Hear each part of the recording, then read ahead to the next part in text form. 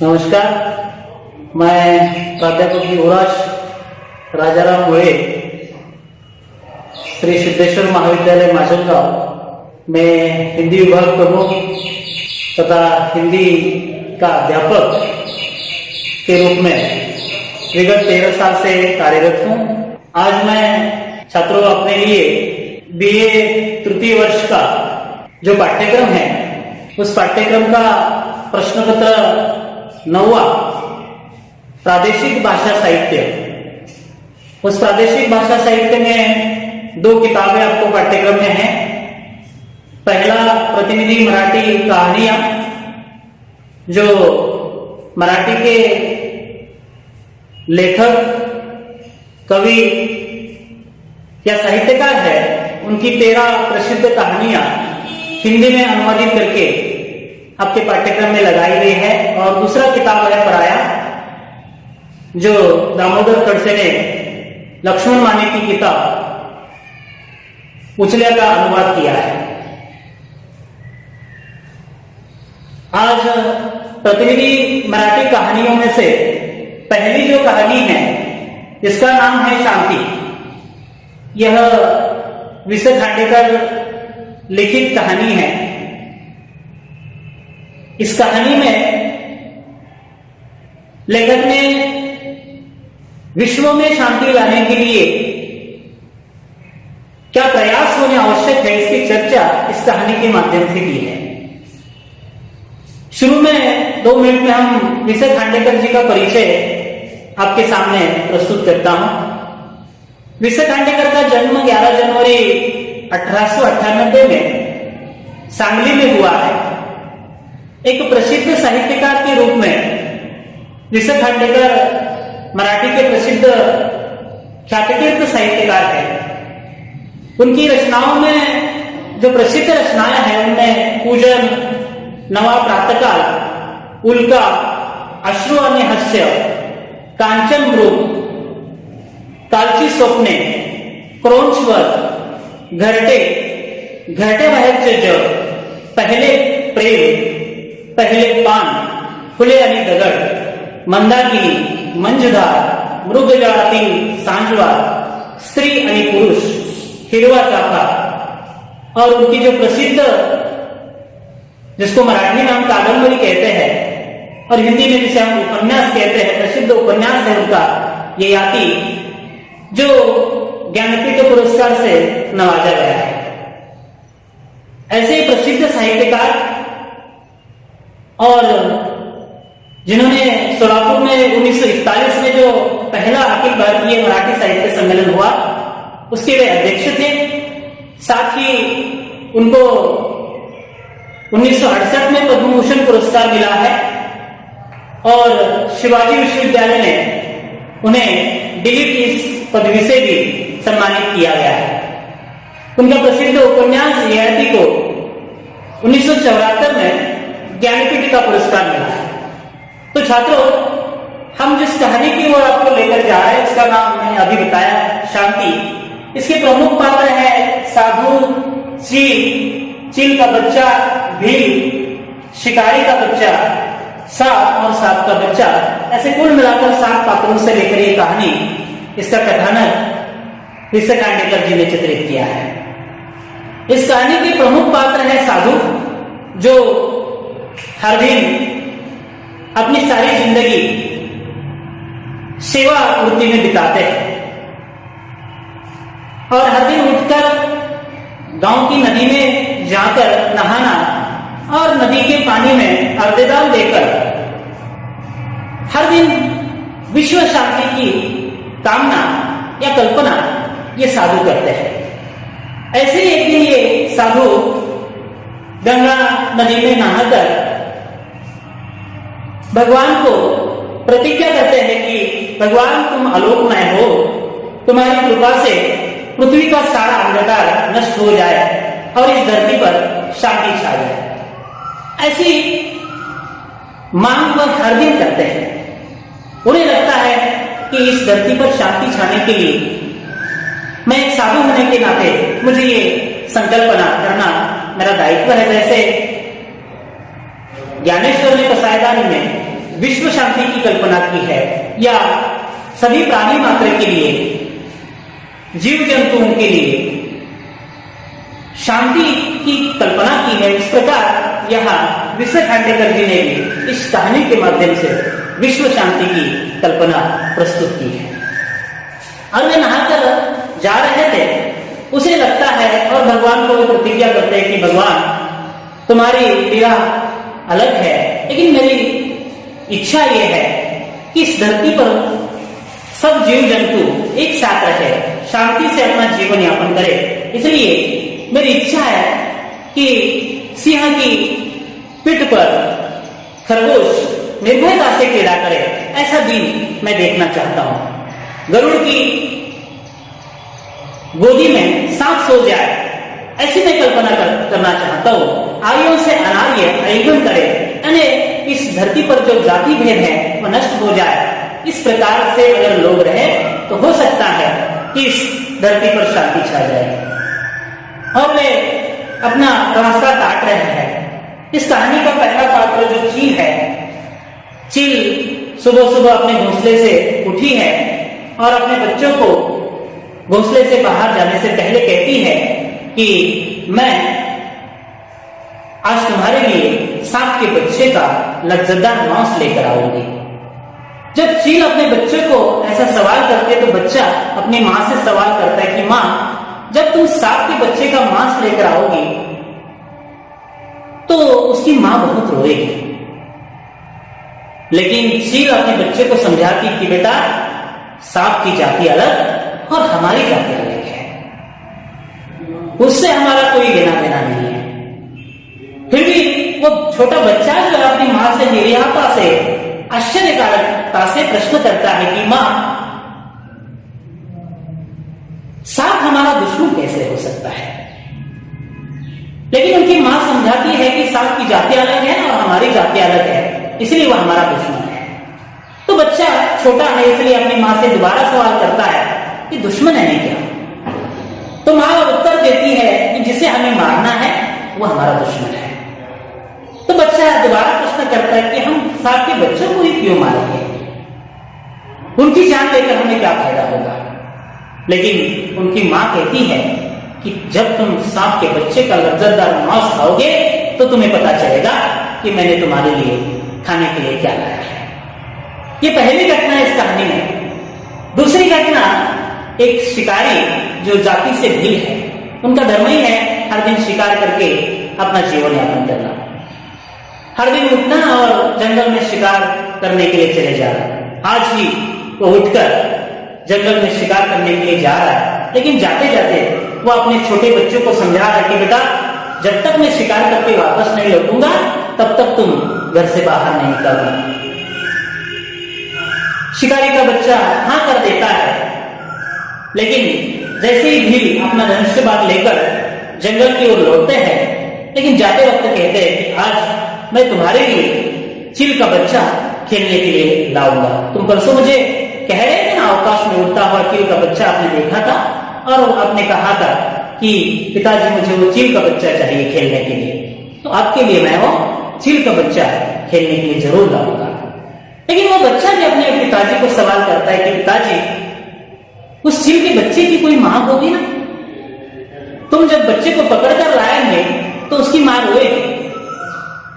तब शिकारी भी अपने बच्चे को उसी प्रकार की सीख देता है। वो कहता है, अरे पगले, तुम्हें तो उस साधु के घर में, जो जंगल में साधु रहता है उसके घर में पैदा होना चाहिए था, ना तुम हमारे घर में पैदा हो गए।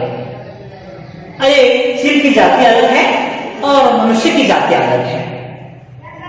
ये समझाने पर वो बच्चा अपने पिताजी से दोबारा प्रश्न करता है कि पता है परसों जब मैं घर से बाहर कुछ देर के लिए चला गया था तो आप कितने आशंकित हो गए थे कि मैं कहां खो गया। जब आप चील के बच्चे को लेकर मेरे लिए आओगे खेलने के लिए तो उसकी मां किस प्रकार तरसेगी, तरस जाएगी। हर बच्चा अपने पिताजी को समझाने की कोशिश करता है, लेकिन माता पिता अपने बच्चों को किस प्रकार संस्कार देते हैं, ये इस कहानी के माध्यम से विश्व खांडेकर जी ने बताने की कोशिश की है। और शिकारी वहां से चला जाता है। तीसरा जो पात्र है सांप, सांप भी अपने घोंसले से यहां से निकल गया है और जाते समय वह भी अपने बच्चे को कहकर जाता है कि बेटा तुम इस झुरमुट से तब तक बाहर न निकालना जब तक मैं वापस नहीं लौटूंगा, और मैं जब तक उस शिकारी को डस नहीं लूंगा तब तक मुझे चैन नहीं होगा। क्योंकि घटना ऐसी हुई थी कि शिकारी जब शिकार करने के लिए जंगल में चला गया था तो एक दिन उसका पांव नाहक उस सांप पर पड़ा था, और सांप ने, जैसे हम मानते हैं सांप डंक मारते हैं, दंश लेते हैं या दुश्मनी फहराते हैं, ये हमारी जो कल्पना है उस कल्पना की परिकल्पना इस घटना के माध्यम से लेकर अपने आप होती है।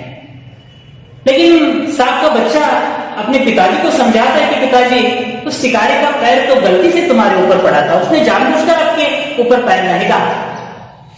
लेकिन वो समझाता है अपने बच्चे को कि तू बड़ा बावला, तुझे भी उस साधु के घर में पैदा होना चाहिए था, नाहक तुम हमारे घर में पैदा हो गए।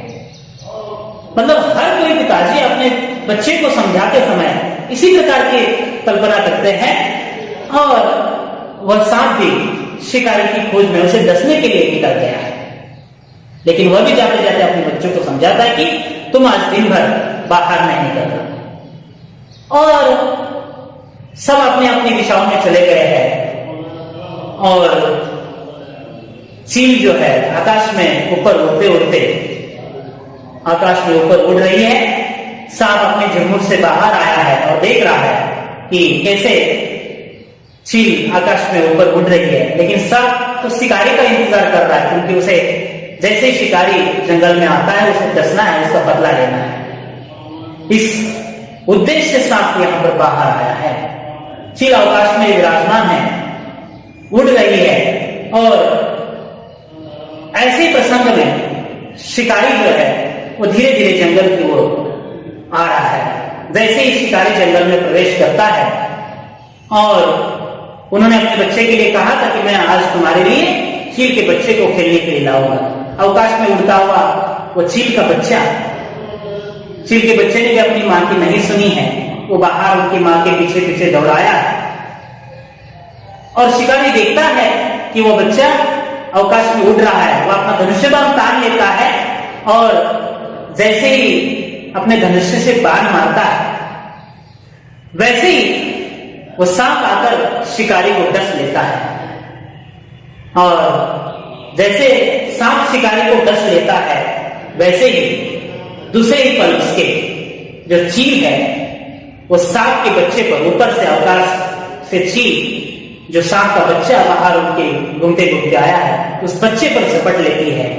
ये दृश्य बड़ा ही विलोभनीय होता है। साधु को लगा होगा कि सुबह सुबह उन्होंने जो प्रतिज्ञा की थी शायद मेरी प्रतिज्ञा क्या सही होगी। थोड़ा अंतर साधु जंगल से काट रहा है। जाते समय वह रास्ते से देखता है कि चील एकदम ध्यानमग्न है, और वह सांप को भी देखता है, किसी मूर्तिमानता की तरह वह भी ध्यानमग्न अवस्था में सांप वहां पर खड़ा है। और तीसरा जो दृश्य है कि मनुष्य को देखकर वहां चील भी घबराई नहीं। साधु को लगता है कि अरे भगवान ने मेरी प्रतिज्ञा सुन ली। न तो चील मनुष्य को डरती है, न तो सांप मनुष्य से घबरा रहा है, और न चील सांप को डर रही है। तीनों भी दृश्य जो है बड़े विलोभनीय साधु को दिखाई देते हैं। लेकिन उसके दूसरे पल थोड़ा सा अंतर जब वो काट लेता है और रास्ते से चला जाता है तो 3 लाशें वो देखता है, और वो 3 लाशें देखकर वह आश्चर्यचकित होता है। एक मनुष्य की लाश, दूसरा चील के बच्चे की लाश, और तीसरा सांप के बच्चे की लाश। क्योंकि जो मनुष्य शिकार करने के लिए बाहर चला गया था उसको यहां सांप ने काटा हुआ है। जो चील अपने बच्चे के लिए सांप के बच्चे का मांस लेने के लिए आई थी उसका बच्चा भी, सांप का बच्चा भी और चील का बच्चा भी अपनी मां के पीछे पीछे, अपनी मां क्या कर रही है ये देखने के लिए उनके पीछे पीछे मां को बिना बताए हुए आया है। और ऐसे प्रसंग में जब सांप शिकारी को डसता है तो शिकारी बेहोश होकर गिर जाता है, वहां मर जाता है। और जब चील अवकाश से देखती है कि सांप के बच्चे का मांस वो लेने के लिए नीचे आई है, तभी वह चील जो है वह सांप के बच्चे पर आक्रमण करती है और चील का बच्चा भी वहां पर मर जाता है, मनुष्य भी मर जाता है और सांप का बच्चा भी मर जाता है। तीनों भी अपना अपना प्राण गंवा लेते हैं। यह कहानी का कथानक भी खत्म हुआ है। लेकिन छात्रों, सबसे बड़ी बात यह है इस कहानी से कि इस कहानी का शीर्षक है शांति। विश्व में शांति लाने के लिए मनुष्य जाति हो, पशु हो, प्राणी हो, हर कोई अपने अपने तरीके से कोशिश जरूर करते हैं, परंतु जिसे हम कहते हैं कि हर जीव जंतु को जिंदा रहने के लिए, अपने पेट के लिए कुछ खाना जरूरी है। मांसाहार की जो बात है, मनुष्य के लिए मांसाहार वर्ज्य है, ऐसा हमारे धर्मग्रंथों में जरूर कहा है, परंतु उसकी बात आज तक हमारे मनुष्य ने सुनी नहीं। मनुष्य बड़ा शाकाहारी प्राणी है, परंतु सच्चाई ये नहीं है। इस कहानी से विजय खांडेकर ने वो सच्चाई आपके सामने प्रस्तुत की है। आज जो कोरोना महामारी का संकट हम देख रहे हैं, वो क्यों आया? इसके पीछे भी कई कारण हैं, क्योंकि हमने जो प्रकृति पर बहुत बड़ा उत्पात मचाया है, उस उत्पात के कारण ऐसे विषाणु प्रकृति में फैल रहे हैं, जिसका परिणाम आज हम भुगत रहे हैं। और काश हर मनुष्य, हर जीव जंतु अपनी अपनी मर्यादा में अगर रहता तो ऐसे संकट धरती पर न आते।